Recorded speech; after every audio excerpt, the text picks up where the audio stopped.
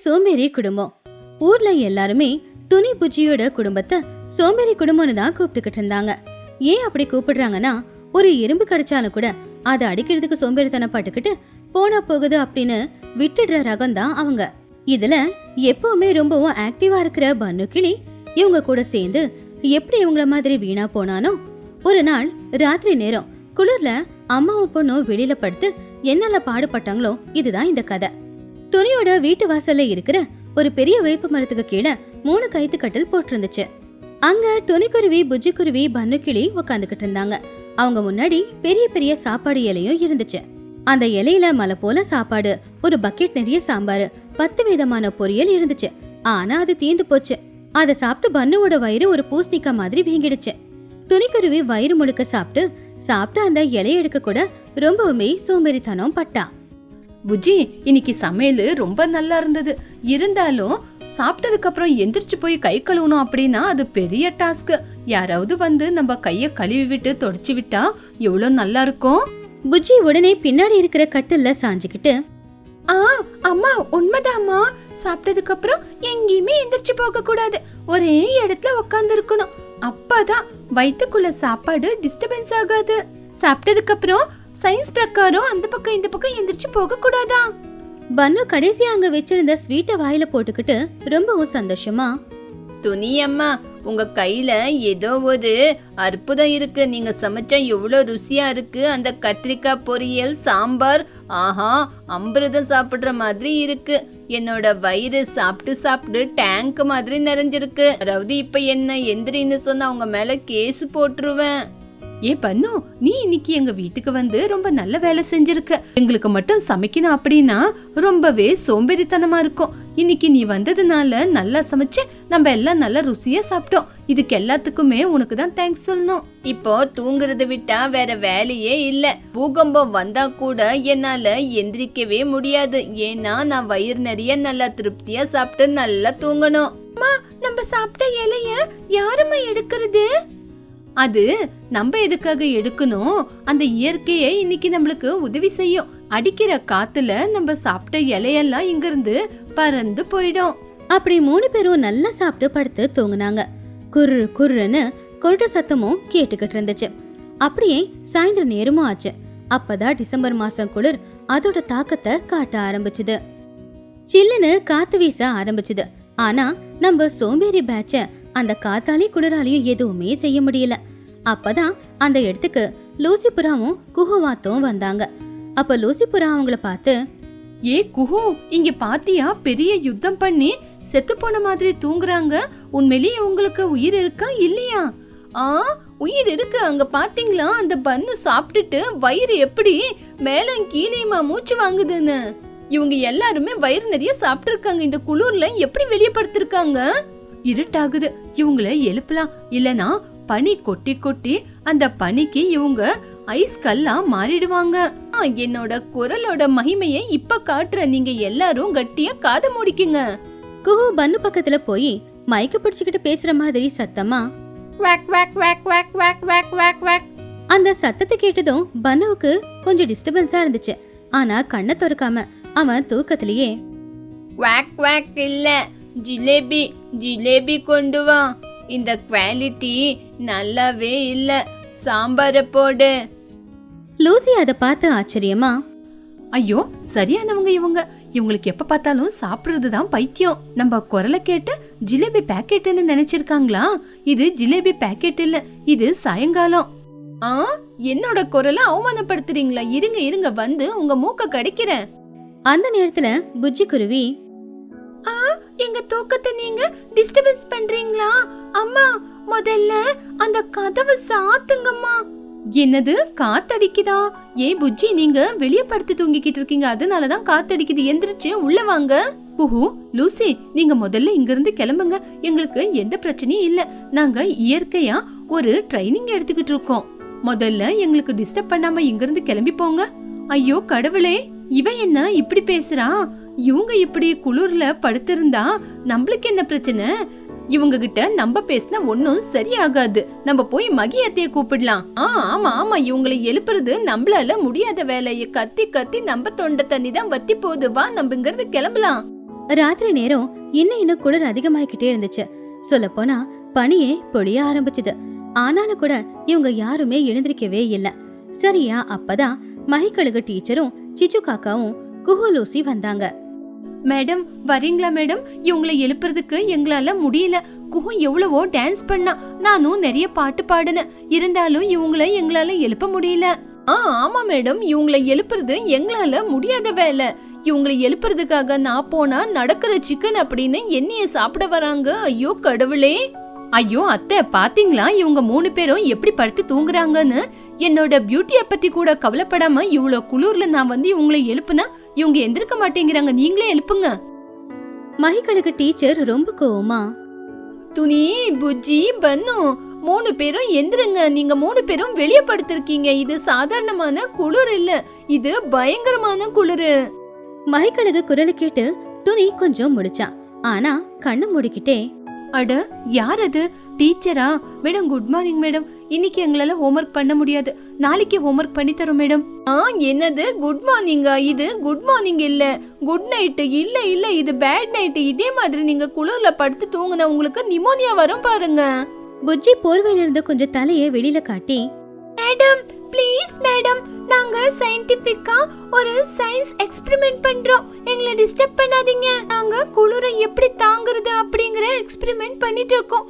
Please எங்களை disturb பண்ணாம இங்க இருந்து போங்க. என்னது எக்ஸ்பெரிமெண்டா? இப்படியே இருந்தா காலையில நீங்களே ஒரு எக்ஸ்பெரிமெண்டா மாறிடுவங்க பாருங்க. ஐயோ பாலா போன எக்ஸ்பெரிமெண்ட். இங்க பாருமா என் செல்லம் இல்ல, இதே மாதிரி குளிர்ல படுத்து தூங்குனா அதுக்கப்புறம் உன்னோட முடியெல்லாம் கொட்டி மொட்டை தலையாயிடும். பன்னு அதை கேட்டு தூக்கத்திலே சிரிச்சுக்கிட்டு, எங்க தலையில இருந்த முடியெல்லாம் கொட்டிருச்சுன்னா அப்புறம் எங்க தலை லட்டு மாதிரி இருக்கும். அதுக்கப்புறம் அத லட்டுன்னு நினைச்சு நாங்க சாப்பிடுவோம். ஐயோ கடவுளே, இவங்களுக்கு இந்த மொட்டை தலையில லட்டு தெரியுதா? இவங்களுக்கு சரியான ட்ரீட்மெண்ட் கொடுக்கணும். இங்க பாருங்க, நான் பிரின்சிபல் வந்திருக்கேன். என் பேச்ச மட்டும் கேட்கலன்னா உங்களுக்கு நாளைக்கே டிசி கொடுத்து அனுப்பி விட்டுருவேன். அப்போ துணிக்குருவி ரொம்ப சோம்பேறியா, மேடம் டிசி கொடுத்து அனுப்புனீங்கன்னா ரொம்ப வசதியா போச்சு. அதுக்கப்புறம் நாங்க வீட்லயே நல்லா படுத்து தூங்குவோம்ல, எந்த டிஸ்டர்பன்ஸும் இருக்காது. ரொம்ப தேங்க்ஸ் மேடம். இவங்க சாதாரணமாவங்களே இல்ல, டிசி கொடுக்கறேன்னு சொன்னா தேங்க்ஸ்னு சொல்றாங்க.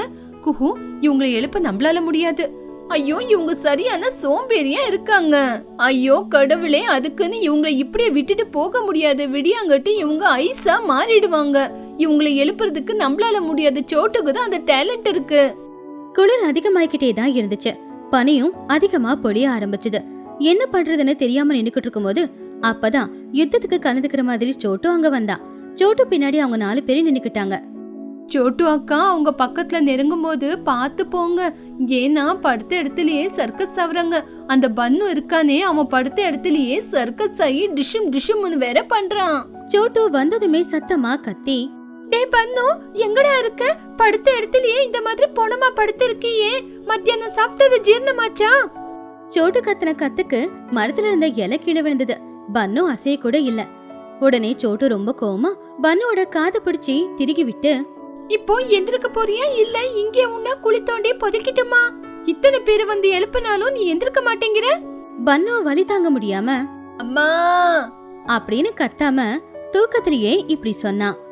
அம்மா எனக்கு காது வேண்டாம், பெரிய லெக் பீஸ் தான் வேணும். நீங்க போய் பெரிய லெக் பீஸ் கொண்டு வாங்க, அதுதான் நல்லா இருக்கும். எல்லாரும் அதை கேட்டு ஷாக் ஆனாங்க. குஹு வாய பழந்துச்சு. மகிக்கழுகுக்கு மயக்கமே வர மாதிரி இருந்துச்சு. அவங்களோட காதையே லெக் பீஸ்ன்னு நினைக்கிறாங்கன்னா இவங்களுக்கு ஆஸ்கர் அவார்டு தான் கொடுக்கணும். ஏ துணி, எந்த பசங்க தான் புத்தி இல்லாம படுத்து தூங்குறாங்கன்னா நீ பெரியவ, அவங்களுக்கு புத்தி சொல்றதை விட்டுட்டு நீயும் படுத்து நல்லா தூங்குற. துணி தூக்கத்திலேயே அவங்களுக்கு பதில் கொடுத்தா. ஏ சோட்டு, எதுக்கு நீ இப்படி கத்திக்கிட்டு இருக்க? நாங்க சவாசனத்தை பண்ணிக்கிட்டு இருக்கோம், சும்மா எங்களை டிஸ்டர்ப் பண்ணாத. சும்மா போவியா? சவாசனமா? ஆமா ஆமா, நீங்க இதே சவாசனத்தை செஞ்சுக்கிட்டு இருந்தா விடியாங்கட்டியோ சவமா மாறிடுவீங்க. சோட்டு கிளி பக்கத்துல இருக்கிற ஒரு பக்கெட் தண்ணியை கொண்டு வந்து அவங்க மேல ஊத்துறதுக்கு முயற்சி பண்ணா. ஆனா குளிர்ல ஏற்கனவே அந்த பக்கெட் தண்ணி ஐஸ் கட்டியா மாறி இருந்துச்சு. அதை தூக்கி அவங்க மேல கொட்டும்போது ஒரு துளி தண்ணி கூட அவங்க மேல விழல. ஒரே ஒரு ஐஸ் கட்டி பன்னுவோட வயித்து மேல போய் விழுந்துச்சு. தண்ணி கூட ஐஸா மாறி போச்சா? இவங்களை எழுப்புறது அந்த பிரம்மனாலேயே சாத்தியம் இல்ல. அந்த ஐஸ் கட்டி விழுந்த உடனே பன்னு அவன் மேல ரொம்ப கனமா இருக்கிற மாதிரி, ஐயோ யாரோ என்னோட வயித்து மேல பிரியாணி பாக்ஸ வச்சிருக்காங்க. ரொம்ப தேங்க்ஸ் காட் அப்படின்னு சொல்லி அந்த ஐஸ் கட்டிய கூட கட்டி பிடிச்சுக்கிட்டு மறுபடியும் படுத்துட்டான். அட என்ன இவங்க ஐஸ் கட்டிய போய் பிரியாணின்னு சொல்றாங்க. இவங்க சரியானவங்க தான். இவங்க சாதாரணமாவங்களே கிடையாது. ஐயோ, இந்த பெரும் தீனி திங்கிறவங்கள என்னால எதுவுமே செய்ய முடியாது. ஒரு ஐஸ் கட்டிய போய் பிரியாணின்னு நினைக்கிறாங்க. இப்ப என்ன பண்றது? கூல் சோட்டும், இவங்கள நம்மளால எதுவுமே செய்ய முடியாது. இவங்கள படைச்ச அந்த கடவுளே வந்தா கூட இவங்கள எதுவுமே செய்ய முடியாது. நீ கூலாரு. இருக்கிறது ஒரே ஒரு ஐடியா தான்.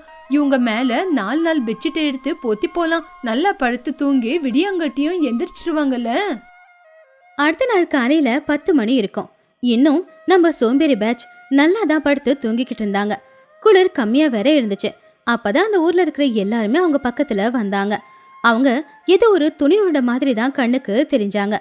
அப்பதான் பனுக்கிளி தூக்கம் தெளிஞ்சது. அட, விடிஞ்சு போயிருச்சா? துணி அம்மா, காலையில பிரேக்ஃபாஸ்டுக்கு என்ன செஞ்சு வச்சிருக்கீங்க? அத கேட்டு துணிக்குருவி, அட பன்னு, இன்னும் கொஞ்ச நேரம் தூங்கு. சூரியன் இன்னும் நடு உச்சிக்கு வரல. அது வரைக்கும் நம்ம தூங்கலாம். புஜ்ஜி, அந்த போர்வைய இன்னும் நல்லா போத்திக்கோ. ஆமாம்மா, நைட்டு நான் சரியா தூங்கல. அடிக்கிற இந்த வெயிலுக்கு தூங்குனா நல்ல சுகமா எதம்மா தூக்கம் வருமா?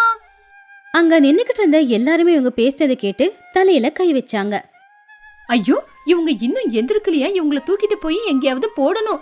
ஐயோ, நான் இவங்கள பாத்துக்கிட்டு நின்னா எனக்கும் ரொம்ப தூக்கம் வந்துரும். ஐயோ கடவுளே, இவங்க இன்னும் எந்திருக்கலையா? இவங்களோட சோம்பேறித்தனத்துக்கு பெரிய கோயிலே கட்டணும். ஓஹோ, எங்களை தூக்கிட்டு போக பாக்குறீங்களா? சரி தூக்கிட்டு போங்க, எங்களால நடக்க முடியாது. கடைசியில எல்லாரும் சேர்ந்து அவங்க 3 பேரையுமே கட்டலோடு தூக்கிட்டு போய் வீட்டுக்குள்ள வச்சுட்டாங்க. ஆனா இந்த சோம்பேறி குரூப்போட தூக்கத்துக்கு முன்னாடி குளிர், பனி, ஏன் சோட்டுவோட கோவம் கூட தோத்து போயிடுச்சு. ஆக மொத்தத்துல எந்த சக்தியாலையும் இவங்க தூக்கத்தை கெடுக்க முடியல, ஒரே ஒரு பசியை தவிர. இந்த சோம்பேறி குடும்பத்தோட கதை அந்த கிராமத்துல பெரிய சரித்திரமாவே ஆயிடுச்சு. குளிரில் சிச்சு காக்காவின் கல்யாணம். துணிக்குருவி, சோட்டுக்கிளி, லூசிபுரா இவங்க எல்லாருக்குமே கல்யாணம் ஏற்கனவே நடந்துருச்சு. அவங்களுக்கு குழந்தைங்களும் பிறந்துட்டாங்க. கல்யாணமாகி அவங்க எல்லாருமே சிட்டிக்கு போய் அங்கேயே செட்டில் ஆயிட்டாங்க. ஆனா நம்ம சிச்சு காக்கா மட்டும் இன்னும் தனியா கிராமத்துல தான் இருந்தா. சிச்சுவுக்கு இன்னும் கல்யாணம் ஆகல. ஊருக்கு நடுவுல ஒரு பெரிய வீட்டுல தனியா வாழ்ந்துகிட்டு இருந்தா. அவ வீட்டுக்கு பக்கத்துலதான் ஊரோட தலைவியான மகிக்கழுகும் அவளுடைய மருமகளான குஹுவும் வாழ்ந்துகிட்டு இருந்தாங்க. சிச்சுவுக்கு அவங்க 2 பேரும் தான் தோண. ஒரு நாள் குளிர்காலத்துல சாயந்தர நேரம் சிச்சு காக்கா வீட்டு வாசல்ல உட்காந்துக்கிட்டு ஏதோ யோசிச்சுக்கிட்டு இருக்கும் போது அப்பதான் மகிக்கழுகு, குஹுவாத்து 2 பேரும் சிச்சு கிட்ட வந்தாங்க. என்ன சிச்சோ, என்ன யோசிச்சுக்கிட்டு இருக்க? சாயந்தர நேரம் விளக்கேத்தி வைக்காம இருட்டிலேயே எதுக்கு உக்காந்துக்கிட்டு இருக்க? ஒன்னும் இல்லைங்க மகி, சும்மா ஏதோ யோசிச்சுக்கிட்டு இருந்தேன். அப்போ குஹு சிரிச்சுக்கிட்டே, யோசிச்சுக்கிட்டு இருந்தியா? கல்யாணத்தை பத்தி ஏதாவது யோசிச்சுக்கிட்டு இருந்தியா சிச்சோ? அப்போ சிச்சு காக்கா கொஞ்சம் கோவமா, ஏன் குஹு, எப்ப பார்த்தாலும் என் கல்யாணத்தை பத்தி நானே யோசிக்கிறது இல்ல, நீ மட்டும் ஏன் யோசிச்சுக்கிட்டே இருக்க? உன் கல்யாணத்தை பத்தி நீ யோசிக்காம இருக்கலாம், எங்களால அப்படி இருக்க முடியுமா? உன் கூட படிச்ச உன் ஃப்ரெண்ட்ஸ் எல்லாரையும் பாரு, கல்யாணம் பண்ணி குழந்தையும் பெத்து அவங்க சிட்டில போய் செட்டில் ஆயிட்டாங்க. உனக்கு வயசு 25, ஆனா இன்னும் கல்யாணம் பண்ணிக்காம நீ இருக்க. உனக்கு என்ன 16 வயசுன்னு நினைப்பா? இப்ப கல்யாணம் பண்ணிக்காம வேற எப்ப பண்ணிக்க போற நீ? வயசு 25 ஆச்சுன்னா என்ன? இப்பெல்லாம் எல்லாரும் 30 வயசுல தான் கல்யாணம் பண்ணிக்கிறாங்க. எனக்கும் அவசரம் இல்ல, எனக்கு பிடிச்ச மாதிரி ஒருத்த கிடைக்கணும்ல. உனக்கு பிடிச்ச மாதிரி ஒருத்தனா ஆகாயத்துல இருந்து எகிரி குதிச்சு வருவானா என்ன? இங்க தானே பிறந்து வளர்ந்துருப்பான். முந்தா நேத்து ஒரு சம்பந்தம் வந்துச்சே, அவனுக்கு என்ன குறை? நல்லா தானே இருந்தா. அவனா 10 தடவை ஒரு நாள்ல கண்ணாடி பாக்குறானா, என்னை விட மேக்கப் அதிகமா போட்டுக்கிறானா. அவன் எதுக்கு எனக்கு? இப்படியே ஏதாவது காரணம் சொல்லிக்கிட்டே இருக்காத சிச்சோ. ஒண்ணு மட்டும் ஞாபகத்துல வச்சுக்கோ, வயசாக ஆக சம்பந்தம் அதிகமா வராது. அதனால நேரத்துக்கு சரி எல்லாத்தையும் பண்ணிடணும் அப்படின்னு சொல்லி மகிக்கழுகும் குஹுவாத்தும் அங்கிருந்து போயிட்டாங்க. அவங்க சொன்னதை பத்தி சிச்சு காக்கா கொஞ்சம் ஆழமா தான் யோசிக்க ஆரம்பிச்சா. உண்மைதான், எல்லாரும் செட்டில் ஆயிட்டாங்க, நான் மட்டும்தான் இப்ப தனியா இருக்கேன் அப்படின்னு நினைச்சு கவலைப்பட்டா. 2 நாளுக்கு அப்புறமா துணிக்குருவி சிச்சு காக்காவுக்கு ஒரு ஃபோன் பண்ணா. ஹலோ சிச்சு, எப்படி இருக்க? அப்ப கிராமத்துல இருந்த சிச்சு, துணி, நான் நல்லா இருக்கேன். ஆமா, நீ, லூசி, சோட்டு எல்லாரும் எப்படி இருக்காங்க? புஜ்ஜி எப்படி இருக்கா துணி? எல்லாரும் சூப்பரா இருக்காங்க. உன்னை பார்த்து ரொம்ப நாள் ஆச்சு. இந்த வீக்கெண்ட் நாங்க எல்லாரும் மீட் பண்ணலான்னு பிளான் பண்ணிருக்கோம். சோட்டு லூசி எல்லாரும் வராங்க. நீயும் கொஞ்சம் சிட்டிக்கு வரலாம்ல? எல்லாரையும் பார்த்துட்டு போன மாதிரியும் இருக்கும். ஓ அப்படியா? சரி டுனி, கண்டிப்பா வரேன். எனக்கும் இங்க கொஞ்சம் போர் அடிக்குது. அடுத்த ஞாயிற்றுக்கிழமை காலையிலேயே சிச்சு சிட்டிக்கு போனா. துணிக்குருவி ஒரு பெரிய அபார்ட்மெண்ட்ல தான் வாழ்ந்துகிட்டு இருந்தா. எல்லாரும் ஒன்னா சேர்ந்து துணியோட வீட்டு பால்கனில உட்காந்துக்கிட்டு இருந்தாங்க. அந்த குளிர்ல லூசி புறா சில்லுன்னு கூல்ட்ரிங்க்ஸ் எல்லாருக்கும் கொடுத்துக்கிட்டு இருந்துச்சு. அப்பாடா, இன்னைக்கு ஸ்பெஷலி சிச்சு தான் இல்ல, ரொம்ப நாளுக்கு அப்புறமா வந்திருக்கா. என்ன சிச்சு, நம்ம ஊர்ல எல்லாரும் எப்படி இருக்காங்க? எல்லாரும் நல்லாதான் இருக்காங்க, ஊரும் நல்லாதான் இருக்கு. ஆனா என்ன, நீங்க மட்டும் இல்ல. என்ன பண்றது சிச்சு, புருஷங்க எங்க இருக்காங்களோ நாங்களும் அங்கதானே இருக்கணும். அதனாலதான் இங்க இருக்கோம். சரி விடு, இன்னும் எத்தனை நாளைக்கு இப்படி கல்யாணம் பண்ணாமையே இருக்க போற? அப்படி லூசி அந்த கேள்வி கேட்டதும் சிச்சு காக்காவோட முகம் வாடி போச்சு. பட்டணத்துல அவளோட ஃப்ரெண்ட்ஸ் எல்லாருமே நல்ல ஜோடியா பிள்ளைங்களோட சந்தோஷமா வாழ்றத பார்த்து அவளுக்கு அவ தனியா இருக்கிற மாதிரி தான் தோணுச்சு. ஆமா சிச்சு, உண்மையே சொல்லு, உனக்கு கல்யாணம் பண்ணிக்கிறதுல விருப்பம் இல்லையா? நாங்க எல்லாரும் கல்யாணம் பண்ணிக்கிட்டோம், நீ மட்டும் ஏன் தனியாவே இருக்க? அப்போ சிச்சு காக்கா சிரிச்சுக்கிட்டே, பண்ணிக்கிறேன் டோனி, பண்ணிக்கிறேன். ஆனா உங்களை மாதிரி லவ் மேரேஜ் பண்ற பாக்கியம் தான் எனக்கு இல்லையே. பெரியவங்களா பார்த்து யாரையாவது கட்டி வச்சாதான் உண்டு. அப்படின்னா மஹி பார்க்க சொல்லு, அவங்களுக்கு தான் நிறைய பேரை தெரியுமே. அது கேட்டு பன்னு குறுக்குல புகுந்து, சிச்சோ ஆண்டி, நீங்க கல்யாணம் பண்ணிக்கிட்டீங்கன்னா எங்களுக்கு பிரியாணி கொடுப்பீங்களா? டேய் பன்னு, எப்பவுமே சாப்பாடு பத்தி தான் பேசுவியா? சிச்சு ஆண்டி, உங்க கல்யாணத்துக்கு நான் உங்களுக்கு பியூட்டிஃபுல்லா மேக்கப் போட்டு விடுறேன். அதை கேட்டு எல்லாரும் சிரிச்சாங்க. ஆனா சிச்சுவோட சிரிப்புல ஒரு கவலையும் இருந்துச்சு. பசங்களை பார்த்து அவளுக்கு எனக்கும் இந்த மாதிரி ஒரு குடும்பம் இருந்தா நல்லா இருக்கும் அப்படின்னு தோணுச்சு. அன்னைக்கு சாயந்தரம் வரைக்கும் அவங்க கூட பேசி சிரிச்சுட்டு அதுக்கப்புறமா ராத்திரி நேரம் ஊருக்கு திரும்ப வந்துட்டா. பாவம், அன்னைக்கு ராத்திரி முழுக்க அவளுக்கு தூக்கமும் வரல. எனக்கோ கல்யாணம் பண்ணிக்கணும் போல இருக்கு. ஆனா என்ன யாரு கல்யாணம் பண்ணிப்பாங்க? நான் கருப்பா இருக்கேன், காக்காலையும் அழகான காக்காங்க இருக்கு, ஆனா அதுலயும் நான் சுமாராதான் இருக்கேன். அப்படின்னா எனக்கு கல்யாணமே ஆகாதா? வாழ்க்கை முழுக்க நான் இப்படி தனிமையான ஒரு வாழ்க்கையதான் வாழ்ந்தாகணுமா? அப்படின்னு சொல்லி அன்னைக்கு ராத்திரி முழுக்க அழுது அழுது அழுது தலகாணியே நனைஞ்சு போச்சு. அடுத்த நாள் காலையில சிச்சு காக்கா ரொம்ப சோகமா வீட்டு வாசல்ல உட்காந்துக்கிட்டு இருந்தா. அப்போ அவ சோகமா இருக்கிறத பார்த்து மஹிகளுக்கு சிச்சு பக்கத்துல வந்துச்சு.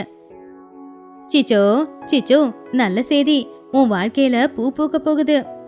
என்னங்க மஹி, என்ன சொல்றீங்க காலையிலேயே நீங்க? உனக்காக ஒரு நல்ல சம்மதத்தை பார்த்துட்டு வந்திருக்கேன். பக்கத்து ஊர்ல ராஜு காக்கான்னு ஒருத்தன் இருக்கான். அவன் ரொம்ப நல்லவன், புத்திசாலியும் கூட. சின்னதா ஒரு வியாபாரமும் செஞ்சுக்கிட்டு இருக்கான். அவன் ஏற்கனவே உன்னை பார்த்துருக்கான் போல. அவனுக்கு உன்னை ரொம்ப பிடிச்சு போச்சு. அவங்க வீட்டுல எல்லார்கிட்டயும் பேசிட்டேன். உங்க 2 பேருக்கு கல்யாணம் பேசிடலாமா? சிச்சு காக்காவால அதை நம்ப முடியல.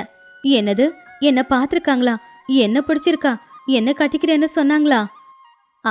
ஆமா சிச்சு, அவன் உன்னை ஏற்கனவே பார்த்துருக்கான். நீ கருப்பா இருக்கிறதெல்லாம் பிரச்சனை இல்லையா, உன் குணம் நல்ல குணம்னு அவனுக்கு நல்லாவே தெரியுமா. அதனாலதான் நீ ஓகே சொன்னா கல்யாணத்தை முடிவு பண்ணிடலான்னு சொன்னான். சிச்சு காக்காவுக்கு சந்தோஷம் தாங்கவே முடியல. அவளையும் ஒருத்தன் விரும்பியிருக்கான் அப்படிங்கறத கேட்டு அவ மனசுக்குள்ளேயே காத்துல பறந்துகிட்டு இருந்தா. சரிங்க மஹி, நீங்க என்ன சொன்னாலும் சரி, அப்படியே பண்ணுங்க. மஹிகளுக்கு உடனே கல்யாண வேலையெல்லாம் ஆரம்பிச்சுது. இந்த பக்கம் ராஜு காக்கா சிச்சு காக்கா 2 பேருமே போன்ல பேச ஆரம்பிச்சாங்க. ராஜு காக்கா பேசுற அந்த விதம் சிச்சு காக்காவுக்கு தைரியத்தை கொடுத்துச்சு. அவன் ரொம்ப மரியாதையா பேசிக்கிட்டு இருந்தான். கல்யாணத்துக்கு முகூர்த்தமும் வச்சுட்டாங்க. ஆனா முகூர்த்தம் வச்சது சரியா டிசம்பர் மாசத்துல தான்.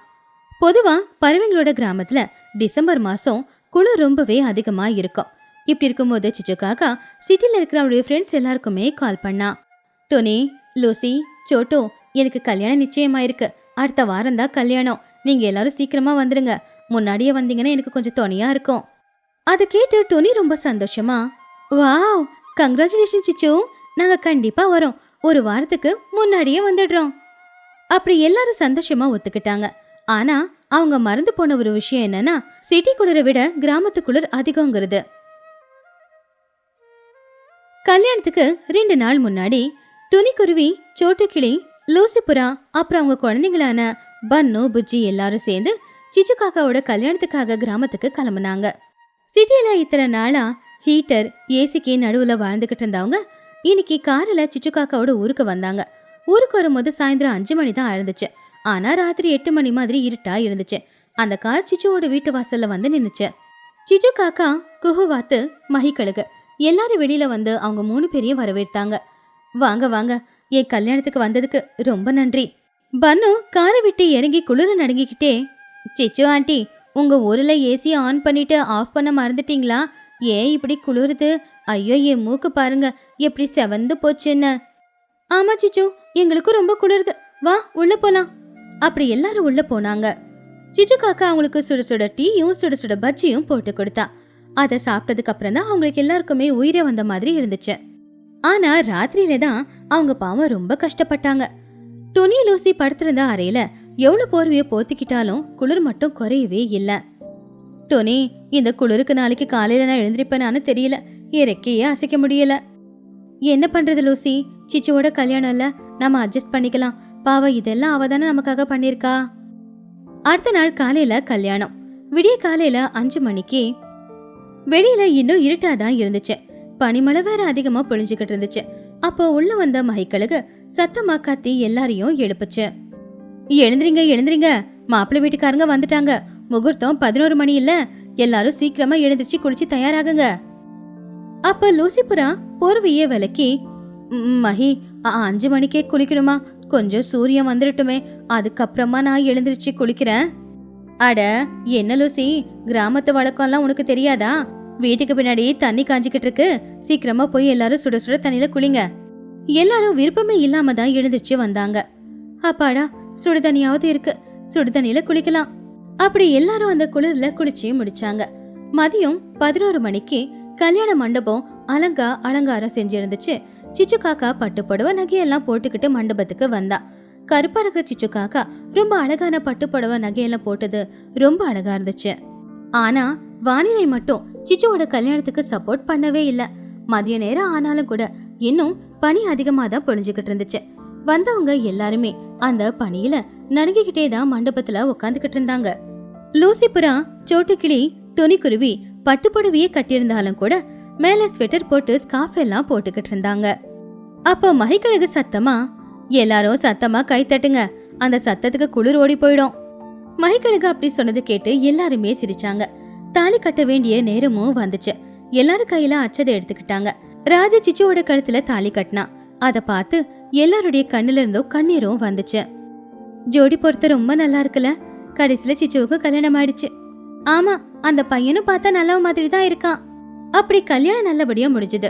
சாப்பிடுற இடத்துலயும் கூட குளிர் அதோட தாக்கத்தை காட்டிக்கிட்டு இருந்துச்சு. சுட சுட சாம்பார் இலையில ஊத்துன 2 செகண்ட்லயே ஆறி போய்கிட்டு இருந்துச்சு. அதனால சாப்பாடு கூட சூடா இருக்கல. அன்னைக்கு சாயந்தர நேரம் சிட்டில இருந்து வந்தவங்க எல்லாரும் திரும்ப போக தயாரானாங்க. சிச்சு காக்காவும் ராஜு காக்காவும் அவங்கள வழி அனுப்புறதுக்காக வெளியில வந்தாங்க. தேங்க்ஸ் டோனி, நீங்க எல்லாரும் வந்திருக்கலனா என் கல்யாணம் இவ்வளவு கலகலப்பா இருக்காது. இந்த குளிர்ல ரொம்ப கஷ்டப்பட்டுட்டீங்கல்ல. பைத்தியமா உனக்கு? குளிரா இருந்தா என்ன, வெயிலா இருந்தா என்ன, மழையா இருந்தா என்ன? நீ எங்க ஃப்ரெண்டு. உனக்கு கல்யாணம் நடக்குதுன்னா நாங்க எதையுமே வேணும்னாலும் தாங்கிப்போம். ராஜு, எங்க சிச்சுவை கொஞ்சம் நல்லா பாத்துக்கோங்க. அவ அப்பாவி, ஆனா குணத்துல தங்கம். நிச்சயமாங்க, சிச்சு என்னோட பொறுப்பு. அப்ப மகிக்கழுகு எல்லாரையும் பார்த்து, நீங்க எல்லாரும் ஒற்றுமையா இருக்கிறத பார்த்தா எனக்கு உண்மையிலே ரொம்ப பெருமையா இருக்கு. இப்ப சிச்சுவோட கல்யாணமும் முடிஞ்சு போச்சு. எனக்கு இனி எந்த பொறுப்பும் கிடையாது. அதனால இனிமே நான் நிம்மதியா இருப்பேன். சிச்சு ஆண்டி பாய். இங்க குளிர் தாங்க முடியல. நாங்க நெக்ஸ்ட் சம்மருக்கு வேணும்னா வரோம். அப்ப ஐஸ்கிரீம் வாங்கி கொடுங்க. அப்படி எல்லாரும் சிரிச்சுக்கிட்டே சிச்சு கல்யாணம் முடிஞ்சதும் கார்ல ஏறி சிட்டிக்கு போயிட்டாங்க. சிச்சு காக்கா அவருடைய புருஷன் பக்கத்துல நின்னுக்கிட்டு போறவங்கள பார்த்து சந்தோஷமா கையசைச்சா.